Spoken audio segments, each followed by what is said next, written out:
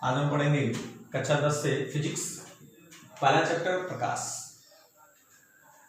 प्रकाश के अंतर्गत फिजिक्स में जो 5 चैप्टर जोड़े गए हैं, तो पहला चैप्टर है आपका प्रकाश में प्रकाश का परावर्तन। इसके अंतर्गत है आपका प्रकाश का परावर्तन।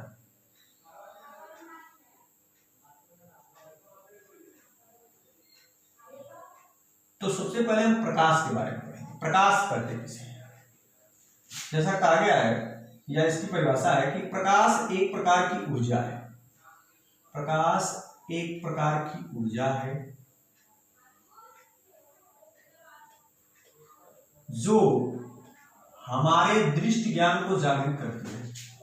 जो हमारे दृष्टि ज्ञान को जागृत करती है। अब इसमें मुख्य चीज क्या है? ऊर्जा। प्रकाश को यहां बोला गया कि ये ऊर्जा है। और दूसरी चीज, यह हमारे दृष्टि ज्ञान का मतलब है हमारे देखने की जो शक्ति है, जिसके द्वारा हम देखते हैं, उसको ये क्या करती है? जागृत करती है। तो क्या प्रकाश एक प्रकार की ऊर्जा है?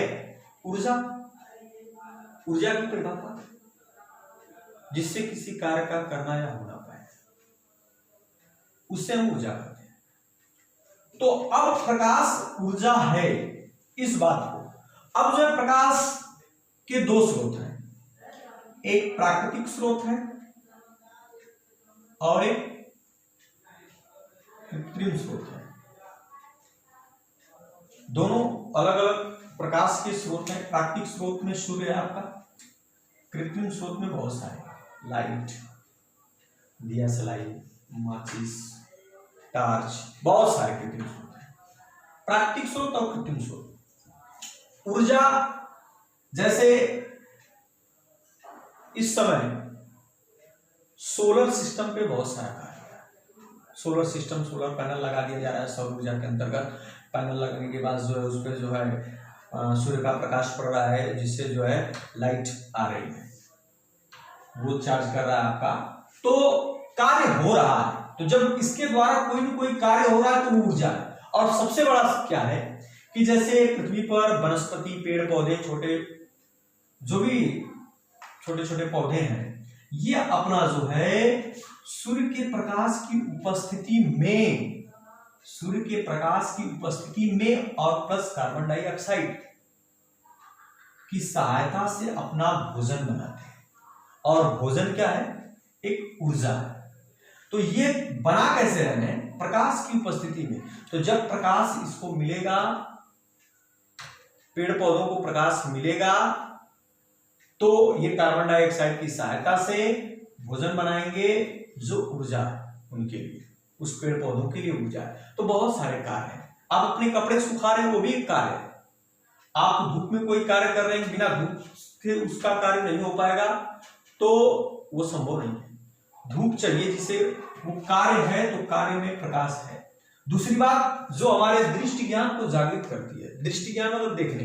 अगर मान लीजिए कि हम बंद कमरे में, अंधेरे कमरे में हैं और वहां लाइट नहीं है, तो फिर हमारे नेत्र का क्या हमारा नेत्र वहां कोई कार्य करता है? नहीं करता है। इसलिए जब ही उस रूम में लाइट जलेगी, तुरंत आपका जो दृष्टि ज्ञान, जो देखने की शक्ति है, वो कार्य करने लगेगा। इसलिए बिना प्रकाश का हमारा नेत्र भी क्या है? बेकार है। तो इसलिए कहा गया है कि प्रकाश जो ही पड़ेगा, तुरंत हमारा नेत्र जो है कार्य करने लगता है, दृष्टि ज्ञान को जागृत करता है। तो इसकी परिभाषा यही है, प्रकाश एक प्रकार की ऊर्जा है जो हमारे दृष्टि ज्ञान को जागृत करता है। ऊर्जा के बारे में भी आपने देखा कैसे ऊर्जा है और कैसे दृष्टि ज्ञान को जागृत करता है। तो प्रकाश के 2 स्रोत हमने बताया, एक प्राकृतिक स्रोत है, एक कृत्रिम स्रोत है। प्राकृतिक स्रोत में सूर्य आ गया, कृत्रिम स्रोत में बहुत सारे, जिससे भी आपको प्रकाश मिलता है वो सारे कृत्रिम स्रोत है। बनाए गए उपकरण जितने भी हैं वो कृत्रिम स्रोत है। अब जो है प्रकाश के अंतर्गत इसके माध्यम प्रकाश के चलने का रास्ता। माध्यम का मतलब इसके चलने का रास्ता। प्रकाश किन किन माध्यमों में उत्सर्जित होगा, तो उसके गुण के आधार पे इसको 3 भागों में बांटा गया। पहला पारदर्शी माध्यम,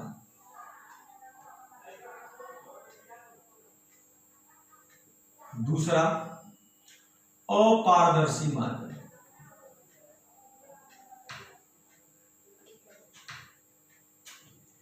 तीसरा अल्प पारदर्शी माध्यम, या इसको पारभासी माध्यम भी कहते हैं या पारभाषक भी कहते हैं। तो पारदर्शी माध्यम वह माध्यम जिससे प्रकाश का अधिकांश भाग,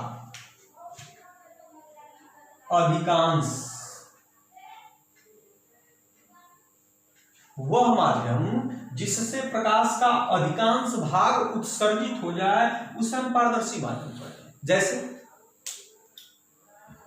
हवा में आप टार जलाते हैं या सूर्य की किरणें आती हैं तो वह अधिकांश भाग जो है पृथ्वी पर पड़ते हैं, तो हवा जो होगा पारदर्शी माध्यम है। कांच, शीशा, अगर शीशा है तो अगर शीशे के एक तरफ से हम टार्च जलाते हैं उसके दूसरे तरफ, या टार्च में जो है बल्ब के सामने शीशा लगा होता है, तो वह क्या करता है, अधिक से अधिक प्रकाश को दूसरे माध्यम में दूसरे तरफ उत्सर्जित करता है। ठीक अगर वही कांच जो है घिसा हुआ हो, मैला, गंदा, तो क्या उससे और जो स्वच्छ कांच है, जो अच्छा कांच है, उसके प्रकाश में अंतर नहीं होगा? होगा।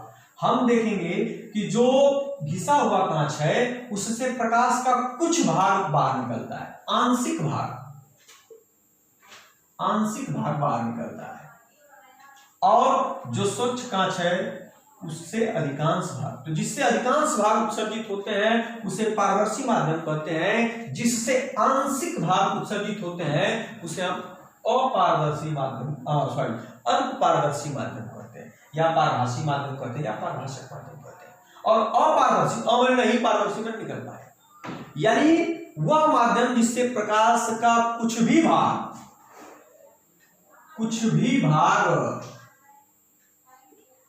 न निकल पाए, न उत्सर्जित हो, उसे हम कहते हैं अपारदर्शी। जैसे अब उस शीशे के जगह हम दबकी लगा दें, गत्ता लगा दें, प्लास्टिक लगा दें, तो क्या एक तरफ से दूसरी तरफ प्रकाश जाएगा? नहीं जाएगा। तो जिस माध्यम में प्रकाश एक तरफ से दूसरी तरफ नहीं जाता है उसे हम अपारदर्शी माध्यम कहते हैं। तमाम उदाहरण आपने देखा, आपका दीवार हो गया, प्लास्टिक हो गई, आपका मेज हो गया, बहुत सारे। और पारदर्शी माध्यम में जिससे प्रकाश का अधिकांश भाग उत्सर्जित हो जाए उसे हम पारदर्शी माध्यम, जैसे स्वच्छ कांच, स्वच्छ जल, हवा, ये आपका पारदर्शी माध्यम। और पारदर्शी माध्यम जिससे प्रकाश का आंशिक भाग, कुछ भाग उत्सर्जित हो, उसे हम अल्प पारदर्शी माध्यम कहते हैं। जैसे आपका हो गया घिसा हुआ कांच, तेल लगा हुआ कागज, गंदा जल, जो जल है वो स्वच्छ न गंदा हो, वो अल्प पारदर्शी माध्यम होता है। तो अब अगले वीडियो में इसके आगे